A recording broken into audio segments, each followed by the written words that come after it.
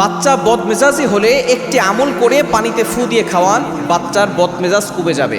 অনেক বাচ্চা বর্তমানে দেখা যাচ্ছে তাদের মেজাজ অনেক বেশি হট, অনেক বেশি গরম এবং কোনো কিছুই তাদের সহ্য হয় না।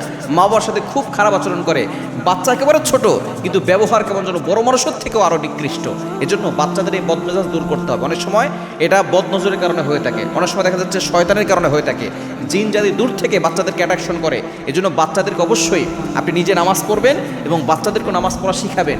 শুধু তাই নয়, বাচ্চাদেরকে ৫ ওয়াক্ত নামাজের পরে আপনি চারকুল পড়ে ফু দিয়ে দিবেন। সূরা কাফিরুন, সূরা ইখলাস, সূরা ফালাক, সূরা নাস এগুলো পড়ে ফু দিয়ে দিবেন। সূরা ফাতিহা পড়ে ফু দিয়ে দিবেন। আপনি যতটুকু সূরা পড়েন এগুলো পড়ে ফু দিলে দেখবেন বাচ্চাকে শয়তান ধোঁকা দিতে পারবে না।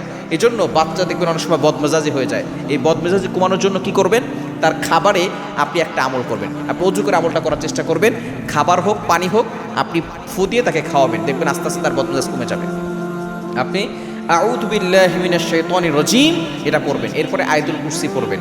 আয়াতুল কুরসি হচ্ছে পবিত্র কোরআনুল কারীমের অন্যতম একটি আয়াত। সর্বশ্রেষ্ঠ আয়াত হচ্ছে আয়াতুল কুরসি।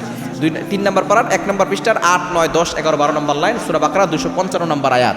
এই ছোট্ট আয়াতটি আপনি একবার পড়বেন। প্রথমে আউযু বিল্লাহি মিনাশ শাইতানির রাজীম, এরপরে আবারও আপনি আয়াতুল কুরসি পড়বেন। এভাবে ৭ বার পড়বেন। ৭ বার আউযু বিল্লাহি মিনাশ শাইতানির রাজীম, ৭ বার আয়াতুল কুরসি। এটা পড়ে পানিতে ফু দিয়ে ওই পানিটা তাকে খাওয়াবেন এবং ওই পানিটা যে সেখানে ঘুমায় সেখানে ছিটিয়ে দিবেন। দেখবেন আস্তে আস্তে বাচ্চার বদমেজাজ কমে যাবে, সে শান্তশিষ্ট স্বভাবের মানুষ হতে পারে।